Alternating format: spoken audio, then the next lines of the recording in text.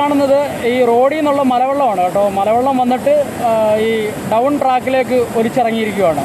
Down ട്രാക്കിൻ്റെ down സൈഡിൽ, അതായത് right സൈഡിൽ ട്രാക്കിൻ്റെ ബലാസ്റ്റ് മൊത്തം പോയിട്ടുണ്ട്. ഈ ബലാസ്റ്റ് പോയിട്ട് താഴെ ഒഴുകി പോയിട്ട് അപ്പിലേക്കുള്ള ട്രാക്കിൽ, ആ ട്രാക്കിലാണ് മൊത്തം ബലാസ്റ്റും പോയേക്കുന്നത്.